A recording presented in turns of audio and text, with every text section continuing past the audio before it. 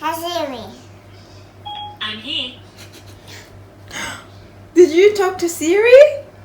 Yes. I love you, no? Anyway.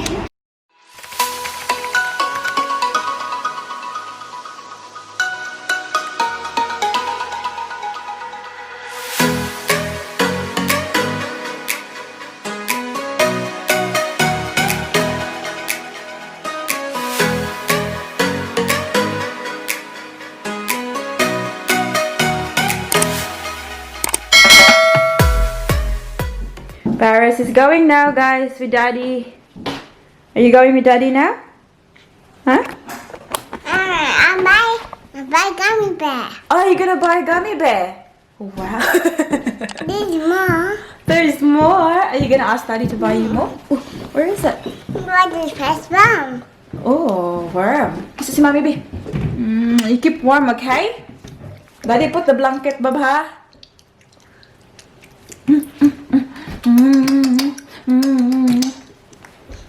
Yummy? What's that in your hand? This one.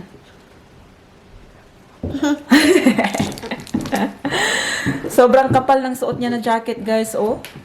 Hindi pa tapos ang winter sa Melbourne, guys. Do eat Come. it. Yeah, okay. Go, out. Open the door. Diyan pala sila. Oh, nag-hi si Paris. Nag-hi si Paris, hindi nadinig ni Lola. Hi, Wawa. Oh, say hi. Hi, Wawa. Hi, Wawa. Mas. Hindi marinig ni Lola. Ala, hindi niya narinig. So, ayun guys, nakaalis na ang ating mag-ama. It's now 12 p.m. And dito ako sa harapan ng aking bagong working table. Ayan. Sobrang liit niya talaga, guys. Tingnan niyo, guys. Oh, yung space.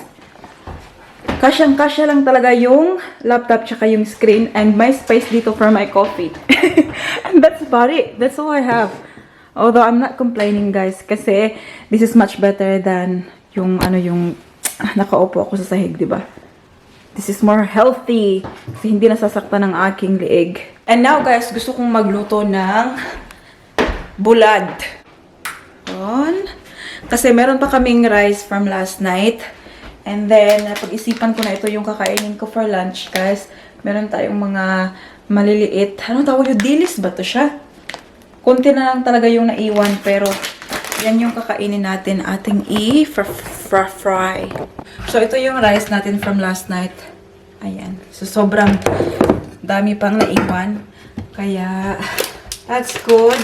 Hindi ako nagtughong kaninang umaga, guys. Nag-coffee lang ako kaninang umaga. Hindi kasi ako nagutom. Pero ngayon ay magluluto tayo ng bulad. Habang wala si Daddy Mike dito. Ay, hindi naman nababahuan si Daddy Mike, guys. Okay lang kay Daddy Mike talaga yung magluto ako ng tuyo. Ano, very happy. I'm very excited, guys. Especially pag may suka. Ay, naku. Kompleto na talaga ang aking meal. May video call meeting pala kami kaninang umaga around 9:30. Kasi every talaga kami sa Melbourne team namin. Yung meeting namin is Mondays and Fridays.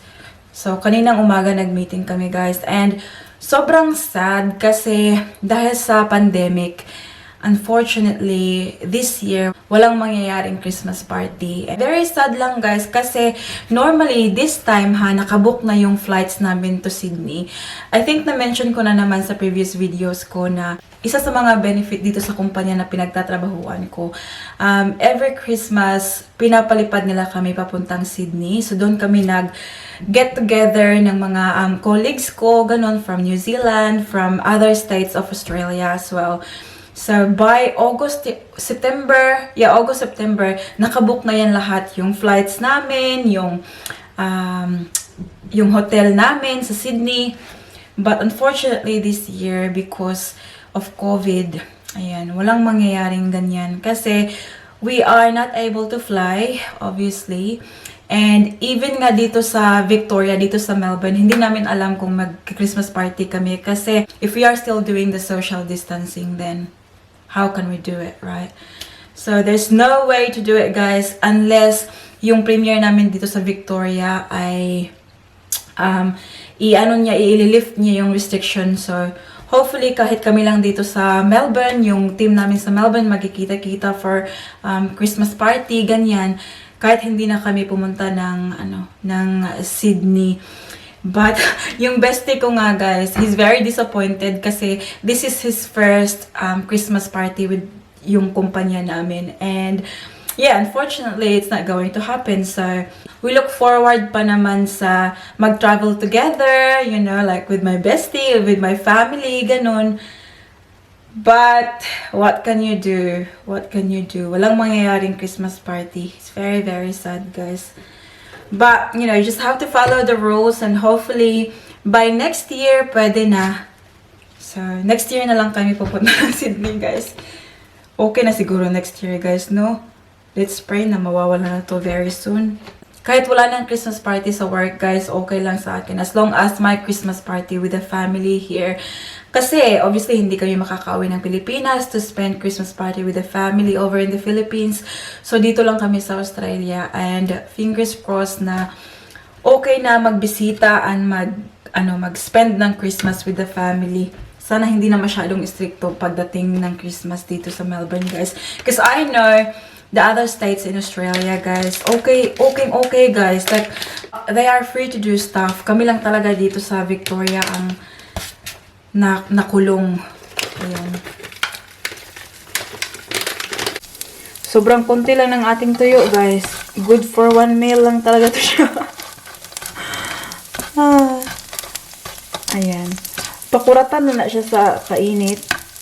And then, we'll be ready to go. Lunch is sorted. Nakatanggap si Daddy Mike ng delivery, guys. Ito yung hinihintay niya kahapon pero hindi dumating. Na-delay traffic sa EDSA. What is it na? What is it, Paris? Oh. Is this yours, Daddy? Wow. Close the door, honey, because it's cold. It's going out. Huh? You're going out, right? I'm not now. What is it? Oh my god! Who's that for? For Paris. That's right. That's for Paris. Who's that? Who's this? It's Mickey Mouse. Oh, it's Mickey Mouse. Say thank you, Daddy. Say thank you, Daddy. Paris. This is a hooded towel. Yay! Do you want to put it on? Huh? No. No? Okay. Later when you have bath, okay? What else did Daddy get for Paris? It's good. Wow, that's so cute. It's for Paris's hair. Wow, yes, for your hair. Can I have a look at your hair off? Say thank you, Daddy. I'm going to put this one. Say thank you, Yeah, Daddy. that's a pretty one. Thank you, Daddy. Let's go. Yeah, what's Daddy got? Oh, is that the pants bag? Say thank you, Daddy. Yeah, Daddy's pants. That's for Paris, Mickey Mouse. Mickey Mouse. Wow, so cute, oh. Nak, can mommy borrow this, nak? Can mommy borrow that one? That's Paris.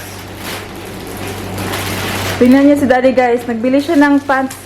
Remember the other day, nagbili siya ng pants na gustong-gusto niya at bumalik siya sa shop na yon. Binili niya yung ibang mga kulay. Kasi gustong-gusto niya yung style. Tingnan niyo. Oh, kasing kulay ng kanyang shirt. That is the same color as your shirt? Same color as your shirt now. Do you like the color? Yeah. Is this khaki green? Apache green. Apache green. They had khaki green, but I've already got khaki green jeans. Yeah, nice. That's the one you're What gonna. color would I look good? White. Black. And that one's black, yeah? Maybe. Ah, navy. Lovely. Ah, nice. It's good. Kaya sila may mga ano dito, oh. You like it? Pocket. Yeah. Nice. Daddy, That'll look And cool. garterize siya dito sa baba. Yes, Paris? Daddy. That's not look white. That's not look white. Ha? Okay guys, so it's now 4:30 ng hapon and nandito ako sa labas ng bahay. Tingnan nyo ang aking jacket ay super makapal. Kay Daddy Mike pala to, sobrang ginaw kasi pupunta ako ngayon ng post office kasi may kailangan akong i-post. I supposed to go kaninang lunch break ko at 3 o'clock pero pinatulog ko si Baby Paris guys and she's still sleeping right now. So, nag-message ako sa manager ko, sabi ko, okay lang ba na 4:30 ako mag-off? Tapos, i-cover ko na lang mamaya yung another 30 minutes sa gabi.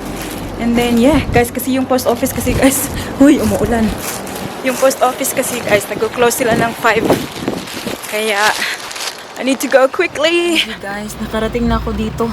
Nandito ako sa harapan ng post office. So, pero, sobrang maulan. Grabe, ito yung spring namin sa Melbourne, guys. Kaya, no wonder ayaw ni Daddy Mike.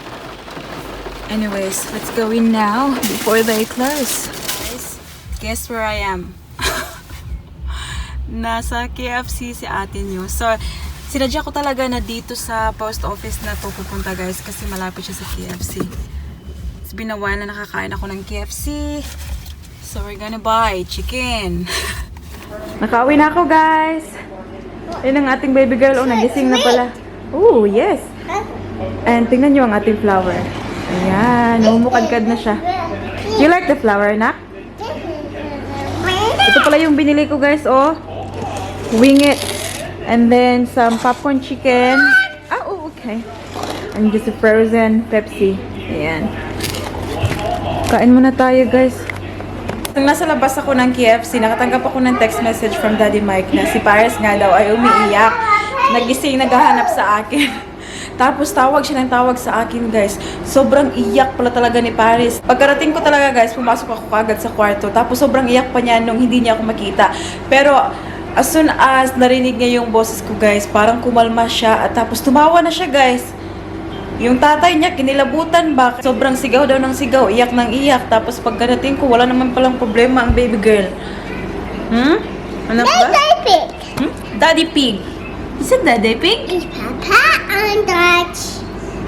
How do you whistle it? Kami? I love you, no? Shush. Na-miss lang siguro niya ang kanyang mommy. Were you worried, Daddy? Were you worried? Yes. Huh? I wasn't worried. I was feeling like it. Hindi kasi sanay si Daddy Mike guys na si Paris ay sumisigaw, umiiyak, ganyan. Kaya kanina kasi wala ako, sobrang natalanta si Daddy Mike. Finally, it's Friday guys. I'm very happy. Wala na tayong work for 2 days sa weekend. Pero mag-work pa pala tayo mamayang gabi guys. For a total of 30 minutes para makover ko yung kasi umalis ako ng maaga sa work, 'di ba? Instead of 4:30 ako umalis. Kaya yun, work muna tayo. Pero mamaya na yun guys. Wala na namang mangyayari ngayon. 7, 8, 9, 10. 10 toys? 10 times and more times. Oh! Guys, nandito kami sa bathroom kasi... Okay, bubbles. Yes, honey. Sabi ni Paris na magbabath daw siya. Tapos nilagyan ko ng water ang ating bath. Pero ayaw niya mag-bath after that. Yung ginawa niya, tignan niyo ginawa niya guys. So, nilagay niya yung mga laruan niya. Hasiri. I'm here. Did you talk to Siri? Yes, Peppa. Paris, managkurik. Hi guys! Time check tayo. It's now 7:40 ng gabi. And our baby girl actually ended up having a bath. Pero hindi lang niya binasa ang kanyang hair, guys. It's a bubble. Did you have a bath? And put toys. With the toys? Wow! Hindi niya binasa ang kanyang hair. So, lang siya, pumasok lang siya ng bath with her toys. Oh, mommy, hold it. Look at my back. Okay. Mama, hold? Ako yung pinahawak niya ng phone, guys.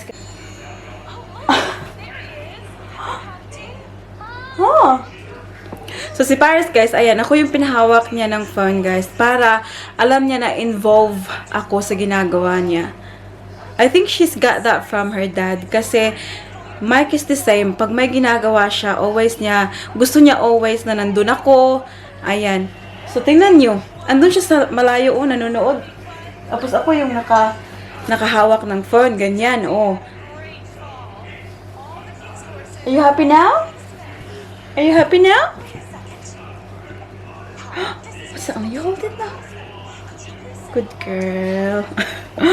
So guys, tingnan niyo pala ang aking mukha, guys. Parang, hala, very oily siya tingnan, guys, no? So it's been, ilang araw na ba? 3rd or 4th day na ginamit ko yung Beautyderm. And napansin ko kaninang umaga na medyo may peeling na nangyayari. What I really like about it, guys, is yung peeling niya, hindi parang yung ahas bitaw na nag-change skin. Hindi ganun, guys. Parang mga kunti-kunti lang ba.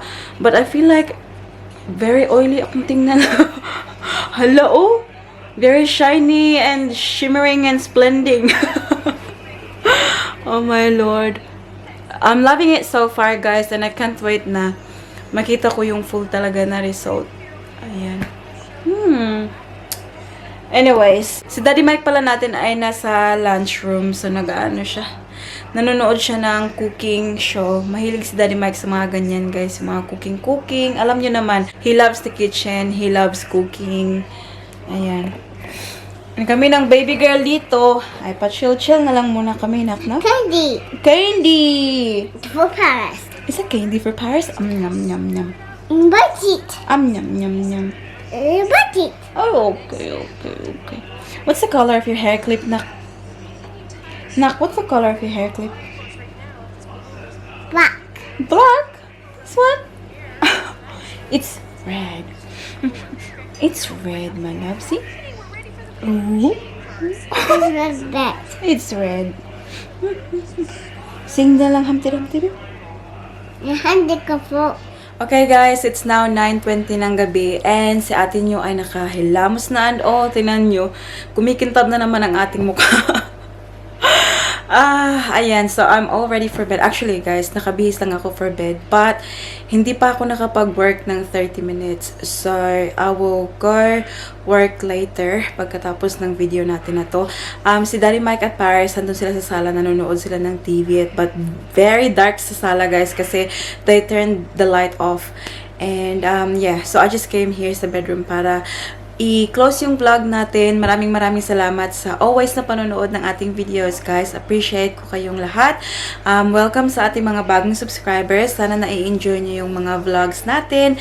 And of course, sa ating mga existing subscribers na hindi nagsasawang sumuporta sa ating channel. Maraming salamat sa inyong lahat. At ngayon ay shoutout lang tayo, mga friends. The first shoutout goes to Lisan Bansil, Chari Salazar, and also shout out daw to all Silainon. Happy Fiesta from Chari Salazar ng Makati City. Shout out to LV Real, Rosana Mansueto, Evert Suta 53, and also sa kanyang daughter na si Micaela Sueta.